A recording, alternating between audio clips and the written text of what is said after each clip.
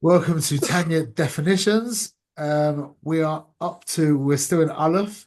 And it's interesting because they started Rav Yoel Khan's at Sal before he died, was told by the Lubavitch Rebbe before the Lubavitch Rebbe died, he had to create a kind of encyclopedia of Hasidus. So he started, it was called what do they call it? The I forgot what they call it. But anyway, I think when he died, they were only up to Aleph, and it was like 9 volumes in. And I was like, wow. But then I realized when I started doing my own little one, Havdil, I started doing my own little one, like everything is Aleph, everything. Like Ivrid de Malka, Avos Hashem, yeah, Achdusai, Achdus Hashem, and then Elohim Acherim, Acharayim, and like there's so much stuff. And we've just done it kind of quickly, you could spend hours and hours on each of these topics. So I understand. I think Aleph is Hashem's favorite letter for stuff in Tanya and just general um, Inyanim of Torah. Okay, so we're up to Ish Yisrael. So under Ish Yisrael, I've put in three, the three, um, what's it called? The three types of Jews: Tzaddik, Benoni, and Russia, which is the not Trigad, just the Rosh Hashanahs of Tzibor. Yeah, Tzaddik Benoni Russia, because the Tzibor is made up of Tzaddikim Benonim in Russia. And Ish Yisrael, a Jew, is a human being with a neshama, as we've said over and over and over again. The humanity of the Ish Yisrael, the the mortal part of the Jew, is from Klipas Noiga, which means the human element of Jew has the ability to appreciate another human being. That's the difference between Yisrael and the Umois Olam. Although there are Umois Olam who do have the same ability, for sure, especially in this generation. But the basic way that we break it down and that we've always understood is that the human element of the Umois Olam cannot naturally appreciate the reality of another human being, but they can teach themselves and they can educate themselves, and that's what it's called being a human. Difference between a human being and an animal is that both of them could be trained. An animal can be trained, just like a human being can be trained, but only the human being can take responsibility for the training. That is a very important point. They can both be trained, but the animal can't decide that it's going to train itself. Whereas the human being can actually take responsibility for the training. That's what we would call, I suppose, in this generation, you know, growth, character development, or self-growth, or self-help, whatever you call it, yeah, is taking responsibility for training your humanity to become more geschmack, more selfless, more put together, more effective, kinder, more efficient, etc. So the Jew is the human being whose humanity is already quite refined, meaning that minastam, the Jew is a good guy, unless he falls into Klippa, unless he, just like you could train yourself to go higher, a person can be not trained to go low. What would be the word? Could be not trained. Uh, he could fall lower by becoming accustomed to bad behavior, whatever it is. That he could fall down into a lower place. But the humanity of the Jew is already quite elevated and appreciates the reality of another human being. The Jewishness of the Jew, the Nefesh Lakis, is not of creation. The Nefesh of Bahamis doesn't have free will. The Nefesh of Bahamis has a cheshbon. He can make a cheshbon. Your Nefesh of Bahamis can decide what car to buy. And I'm not just talking it wants like the fastest car or the fanciest car. It can make a very intelligent decision, and part of the cheshbon might be that your neighbours are going to be are going to feel bad that you just bought yourself a new Aston Martin. That's not coming from the Nefesh of the Keys. That's still coming from the Nefesh of Bahamis. Nefesh of Bahamis makes cheshbonis. That's not free will. It's not free will making a cheshbon. The free will is born of the interaction between the Nefesh of Bahamis and the Nefesh of the Keys. That's free will. Whenever you're making a cheshbon, whenever you're using your mind to decide something, that is being that decision is being, if you're a normal, if you're a regular Jew, that decision is being made within the nefesh of Bahamis. Okay, so free will is a different thing. We'll get there when we get to Bechira B'ezrat Hashem. Okay, so we've got three types of Jews, but really, in truth, we have one type of Jew. There's only one type of Jew. We're all tzaddikim, or we should all be tzaddikim. See, the chiddush is when you say to somebody, you talk about, behavioral perfection or just being, unbelievably, put together and a great guy. People are like, wow, that's amazing. Or the idea of never doing anything wrong. People are like, I can't imagine such a thing. That's such an anomaly. That's such an anomaly. Where in truth, it's actually the opposite way around. Why would you think that any of Hashem's creations wouldn't be perfect? What's the Havamina to think that a human being wouldn't be a tzaddik? Why would you assume that he would be doing stuff wrong? He's made in the image of God, he's made by God, so he should be a tzaddik. So first things first is we have to remember the fact that we're not tzaddikim is the chiddush, which makes a big difference. Because when you're trying to, it's like, how many times have you heard of, very wealthy people who like went broke, who then climbed back up? They were, a year or two later, they were back to where they were. It happens a lot, happens a lot. It's much easier to get back to where you were than to get to a place where you've never been. So that's an important thing to remember that our natural default, the natural state of a human being, which was Adam Rishon before the Chait, who was that is the most natural state of a human, is a tzaddik gamur. So just remember that, keep that in mind, that everything other than a tzaddik is the chiddush. Now, once we open up the category, okay, we now have really, in truth, a tzaddik and a rasha. So we can boil everything down to one category, that's tzaddik. Yeah? Kulam tzaddikim. Am Yisrael kulam tzaddikim. So that's what. Now, if you're going to break us down into two categories, you will have tzaddikim and rashoim. Okay? Now, a Benoni is a rasha who acts like a tzaddik. That's the definition of Benoni is he is a rasha, meaning he has the same inner mechanics of the rasha, but he doesn't do anything about it. That's a Benoni. He can appreciate the pleasure within doing something wrong. He might even quite like to do that, but he would never dream of doing it. Whereas the rasha can see the pleasure of doing something wrong. He might even quite like to do it, and occasionally he will do it. That's the difference. So the Benoni is he's really, like we said, to call him his own category, you can, but in truth, he's got the inner workings of the rasha, but the outer behavior of the tzaddik. So right now we're defining the person as the person himself and then his behavior. And that is, I mean, we've said this, hundreds of times over the past couple of years, is how important is it to be able to separate yourself from the behavior? I can't think of anything more important, especially the thinking, to know that you are thinking, not that you are thinking.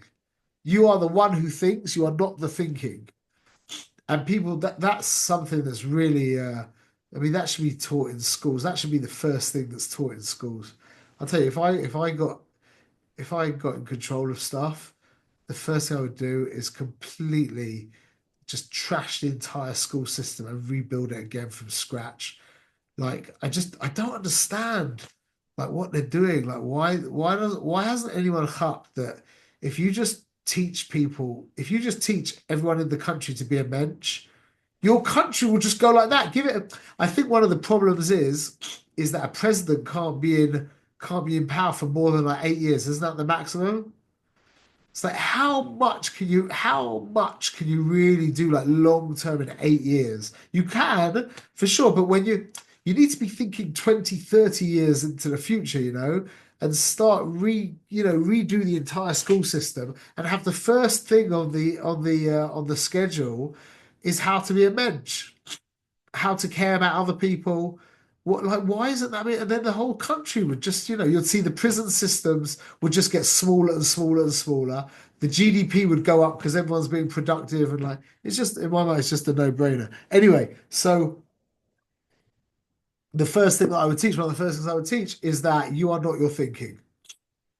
And that means that you can, even though you're having these negative thoughts, yeah, you can actually change your mind. Now, if you are the thinking, then there's nothing doing. But if you are the one that thinks, excuse me, then you can just start thinking about something else. So we've got the two aspects of the person. We've got the actual person, and then we've got the behavior of the person. So the tzaddik, he is completely aligned with the Rabbanu Sholem as a person, and therefore, for sure, his behavior is aligned with the Rabbanu Sholem. Now, Russia is not aligned with the Rabbanu Sholem. He's aligned with himself. And his behavior is also not always aligned with the Rabbanu Sholem. His behavior is also sometimes aligned with himself. The Benoni, as a person, is kulu aligned with the Rabbanu Sholem. So, is not aligned. He's aligned with himself, but his behavior is aligned with the Rabbanu Sholem. So these are the three categories of human being, of Jew. We've got the person who is aligned, who behaves correctly. That's the tzaddik. We've got the person who isn't aligned, who doesn't behave correctly. That's the Russia. Then we've got the person who isn't aligned, who behaves correctly, who is us. That's us. We're the Benoni. Yeah, we behave correctly, but we're not aligned. And if we don't behave correctly, that's because something weird happened. Is it possible to have someone who is not aligned but always behaves correctly and be a Benoni, or is that a tzaddik? No, that's a Benoni. We said he's not aligned. But he always acts correctly. That's the definition of a Benoni. A I thought Russia, he usually acts correctly. yeah, no, but that's not really the right way of saying it. The way the Tanya says it is he always acts correctly, meaning he never did an Avera. This is what the Tanya says. He never did an Avera, and he will never do an Avera. How can you say such a thing? Right. How can you say such a thing? The Tanya says it a couple of times. So what does that mean? The point of the Tanya is, we've said it so many times. We're not describing people. We're describing internal experiences. Yeah. Imagine a question. Well, I was on the plane once. I think I was coming back from Toronto, and the chevra on the plane they were eating meat and milk. I saw they were mamish. It was like a chicken with a some kind of milky sauce. And they're much loving it. We look very delicious as well. And I'm sitting there thinking, I had already finished because as when you eat kosher, you get food before everyone. Yeah. So I'd finished. I was just watching these people, and I was just thinking, this was when Bill Gates was rich. Yeah, back in the old days. So I was just thinking, if Bill Gates was to offer me his entire fortune to just take one lick of that food that all these people are mummish, you can see they're really enjoying.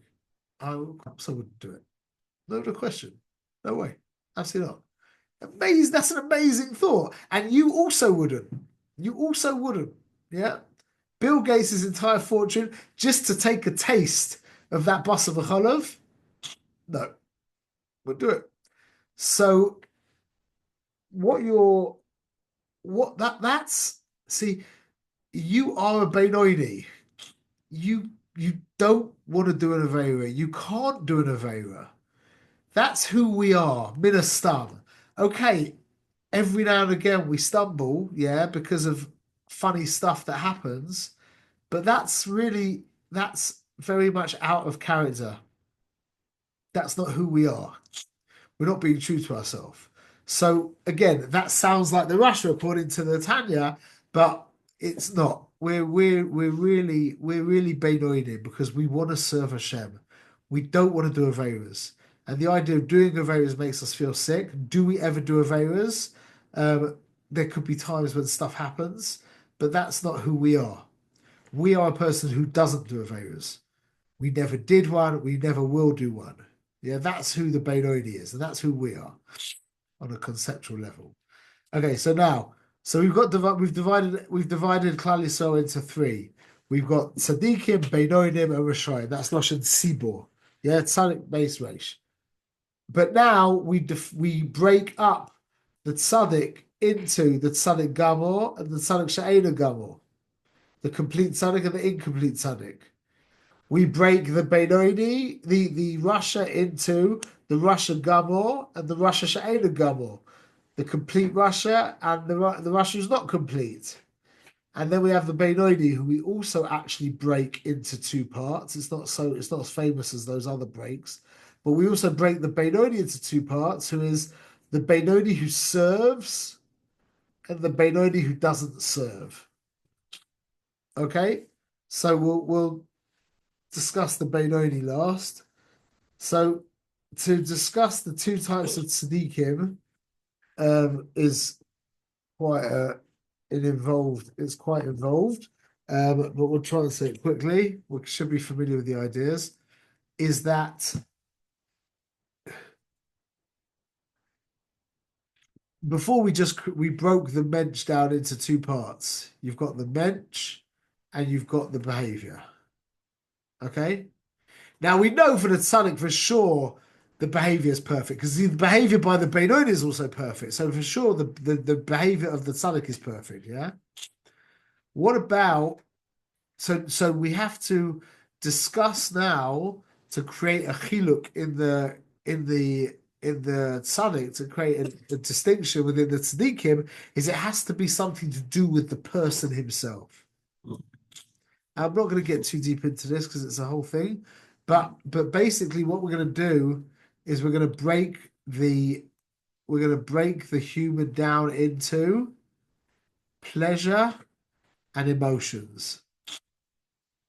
Pleasure is the very source, the very essence of who you are. And the emotions are you have emotions. You can't say you have pleasure. Well, you can say that, but that's not what we're saying. You can't, in our context, you can't say that you have pleasure. You are pleasure. But you can say that you have emotions. You're not your emotions, but you have emotions. And that's an important thing, just the idea of having emotions as well, is remembering that, everyone's had that feeling where they, something happened and they ended up feeling so hateful towards their wife or their children or whatever. And then see, in the secular world, when marriage is about love, well, if you don't love your wife, well, then you should get divorced. They say that all the time. We fell out of love, so we get divorced. That's absolutely anti-Torah. Torah is you're married. Why? Because you're married. Yeah. Now it makes sense to love her, so work that out. But you're not your love. Where a person is their love, yeah, and the marriage is the love. Then if he falls out of love, then well, that's it. Whereas you realize your emotions are within your control. You can act in a loving way, which will build love for your wife. In fact, usually you'll find that when you're feeling negative towards your wife, it's because you're being lazy. That's usually how it works out, is the reason why you're feeling negative towards your wife is because you're not treating her properly, which is ironic, but that's how it works. If you're not giving to her, it's because we think as secular, the secular mindset is, well, if she's not doing her part, then I don't love her. That's not how it is. It's if you're not doing your part, you don't love her. That's how it works. If you're feeling negative to your wife, yeah, go and do something for her. And you'll see in most cases that negativity will dissipate. Yeah, go and do the washing up, take out the trash, you know, take her out for a meal, buy her something, whatever. And you'll see almost immediately that negativity will at least soften dramatically, and in most case scenarios, it will actually dissipate Legamre. So you're not your emotions, you have emotions. So this is the difference between the complete tzaddik and the incomplete tzaddik. Is in both cases, their emotions are completely aligned with God. But in the complete tzaddik, his pleasure, or you could say the essence of, pardon me, the essence of who he is aligned with God. Whereas in the incomplete tzaddik, the essence of who he is not aligned fully with God. So what's the difference between what's the practical difference between these two tzaddikim? Um, I don't know. I don't know if you would see a practical difference, but the not conceptual, yeah, I suppose the conceptual difference, the actual difference between them is that Tzaddik Gamor is not really a human being anymore. And the Tzaddik She'ena Gamor is a human being, the most elevated level of human being. So the actual difference, even though I don't know if you would ever see a difference in them Lamaisa, the actual difference, the difference between a Tzaddik Gamor and a Tzaddik She'ena Gamor is infinitely greater than the difference between a Tzaddik She'ena Gamor and a Rasha Gamor. A Rasha Gamor is a human being, the lowest human being, and the Tzaddik Gamor, the Tzaddik She'ena Gamor is the highest human being. But the Tzaddik Gamor, he is already a godly being. He's not really a human being anymore. You can't really call him a human being. He might look like a human being. So it's funny, you don't see a difference, but the difference is literally infinite. Literally infinite. Literally infinite. So those are the two levels of tzaddik. If you did, there's really a lot more to say on that, and you could look into the Tanya Inside Out share on chapters 10 and 11. It's a two-part thing, and that will give a bit more detail into that and give you a graph as well that helps you a little bit. But so the difference between the tzaddik Gabor, who is also called the tzaddik v'toivloi, the tzaddik who has good, is that the essence of his animal soul has actually become godly. His pleasure has actually been completely transformed into godly pleasure, and that means that he's just got two godly souls. That's it. So he's not really human anymore. The tzaddik she'ena gamor, he's a human being, a very elevated human being who's completely in line with God, meaning he is in line with God. He's not godly. That's the difference. The tzaddik gamor is godly. The tzaddik she'ena gamor is in line with God. That's a nice way of saying it. Okay, then you've got the two Rishoyim. Yeah, you've got the Rasha Gamor, the Rasha She'ena Gamor. Now, when people learn Tanya, everyone wants to fit themselves into one category, and you, as a regular person, although I know that I just said that we are Beinonim, as a regular Jew, you would think, according to how the Tanya is written, that we fall into the category of a Russia of a Tovloi, okay, an incomplete Russia. Okay, that means that incomplete Russia is basically a human being, a Jew, who can do an Avera, whether it's in thought or speech or action, and it could be, months and months apart, but it that it's a possibility that he could do an Avera. Um, and that's, I suppose, if you want to learn Tanya like a child, you would think that's how you would, if you were understanding Tanya as, if you're understanding the breakdown of these people as people and not personalities, not internal experiences, then we would all fall into that category. Okay. But we're learning it in a more sophisticated way, B'ezrat Hashem. So that's the Russia V'tovloi, the Russia She'ena Gama, who isn't complete, means that he is not aligned with Hashem internally, and externally he will do an Avera. But the minute he does an Avera, because his godly soul is very much intact, he will feel regret and he will do tshuva. The tzaddik, the Russia Sha'eda Gabor, the Russia Sha'eda Gabor, the Russia Matovloi is constantly doing tshuva on everything that he does wrong. He feels guilty. He feels bad that he's being naughty. That's how he feels. The Russia Gabor doesn't feel that. That's the difference. It could actually be that the behavior of the Russia Sha'eda Gabor is much worse than the behavior of the Russia Gabor. It could be like that. It could be. But the Russia Gabor does not have any charata. The Russia Gabor, it's like his nefet, his neshama has kind of left him. It hasn't mamish left him, but it's gone to a bechin of what's called makif. It's not inside him anymore, it's around him. It doesn't have any voice anymore. Okay? So the concept of the Russia, it's not to do with how many Averas the person does. And it's not even to do with how big the Averas are. It's to do with how distant is the voice of the neshama. Otherwise, it's logistical. Yeah, Mike, you can say something? No? You hear that? The Tanya constantly takes us inside. He's constantly saying to us, Chevre, the behavior part of things, it's absolutely ikka, and at the same time, it's irrelevant. That's what the Tanya's saying to us the whole time. Meaning, you have to behave absolutely properly, but don't think that tells us about who you really are. Your behavior is your behavior, and then there's you.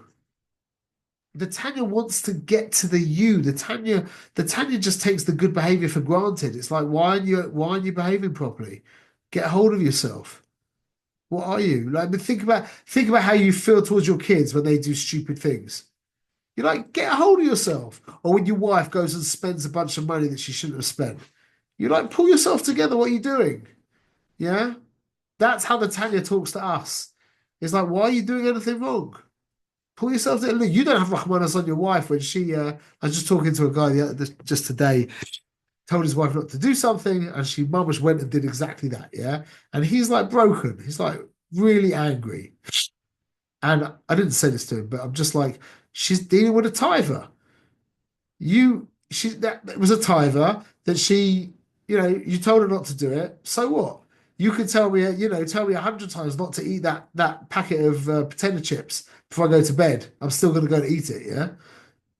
It's like just like that's what happened with your wife when she went and spent that extra couple of $1,000s that she shouldn't have spent. Yeah, same thing. You and the potato chips, just the potato chips a bit cheaper. But you and the potato chips before you go to bed, and her and the the whatever the Louis Vuitton handbag that she bought. Yeah, same thing. But you don't have Rahmanas on her. You're like, why did you do that? Pull yourself together. That's how the Tanya's talking to us. He's like, why are you doing anything wrong? You know you don't want to do it, so just stop doing it. And it's a good point. It's a good point. We should just stop doing it. And you can, with a little bit of practice and a little bit of determination, you can just stop doing it. So the Tanya is like, this is no biggie. You know, behavioral perfection, including thinking, is like, he doesn't even give you a pat on the back. He's like, he says, he actually says, anybody with a brain in their skull. That's the notion he uses. If you've got a brain in your skull, then you should be behaving like a mensch. Now let's start the real work. The real work is transforming yourself to become a godly human being. Now that you get a pat on the back for. When your emotions become aligned with the Rebbeinu Shalom, you start loving what he loves, you start hating what he hates. Now that's an accomplishment. That's how Natanya approaches it. So mitzad echad behavior is absolutely the most important thing. Mitzad sheni, I mean, it's just behavior. Let's get to work on the real stuff. Yeah, let's fix ourselves. Yeah. So we've got these four levels. We've got the tzaddik gamor, tzaddik sheina gamor.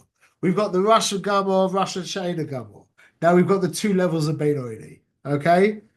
We've got the Beinoini who serves God, and we've got the Benoni who doesn't serve God. What's the difference? Like we said, the Benoni is divided internally. He has selfish drives and he has selfless drives. He has a desire to serve God and he has a desire to serve himself. The one who serves is the one who has to fight to not give in to to not give in to his base desires. He has a taiva to look at bad stuff on the internet. He has a taiva to say bad stuff to his wife. He has a taiva to overeat or to eat something that isn't particularly kosher, etc. Yeah, he has a taiva. It's a real thing, and he doesn't do it. He stands strong and uses whatever tools are available to him, and he fights. He's involved in a milchama. He's involved in a bitter war, mamash. Yeah. That is the Benoni who serves God. Now you've got another Benoni who's not aligned with God particularly. He's still kind of selfish, but he's like one of these guys who just, he's like a bookish person by nature. He's a studier. He's not, he's a very dispassionate person. He doesn't have time as noshim. He's just like a wet, kind of frigid kind of guy, yeah. He's not a, like a he's not a passionate, what's the word? He's not an aggressive. He's just not there's no aggressiveness in him, Bichlal, yeah. So he's kind of like aligned with God. But not because he's become godly, he's very much a normal human being. He just doesn't have any interest in things that God doesn't like. He got, he had a lovely upbringing. He's in good schools, went to Ivy League, college, and before all the craziness kicked off, and he's come out. He's got a decent job. He's not having to hang around horrible people, and he's got no time to watch anything violent or or sexual online. And he's the guy that I describe, and everybody who I've ever described this to is like, that's not me. So, but apparently that exists, yeah. That there's a guy who is in line with God, but not because he's become godly, just because that's his humanity. So he's called the Benoni who doesn't serve. And that is the six madrigas of a Jew. The six madrigas of the Jew is we've got the tzaddik gamor, who he himself is godly. Then we've got the tzaddik she'ena gamor, who he himself isn't godly, he's still human, but his emotions are godly. Yeah? That's an amazing madriga. That's what we're trying to become. That's the work we're trying to do, yeah? Then you've got the Benoni, who he isn't godly, even his emotions aren't godly, but his behavior is godly. And he divides into two people, like we said, the one who's fighting, the one who's just naturally like that. And then we have the tzaddik she'ena gamor, who is who he is human, his emotions are human, and his behavior is also human. And then we've got the tzaddik gamor, who is all of that as well. He's human, his emotions are human, his behavior is human, and he doesn't care. That was a good chazara for that's a lot of prakim of Tanya. So that is Ish Yisrael. That was the Aleph of Ish Yisrael. We went through a bunch of stuff there. And next week, Mizrat Hashem. Oh, next week there's no shir. I have a chasna next week. So next week there's no Tanya definitions Wednesday. But then we start talking about Emunah. We'll talk about Emunah from the perspective of the Tanya, which is quite different to anything that I know otherwise. Okay, Chevy, shkoyach. Wow.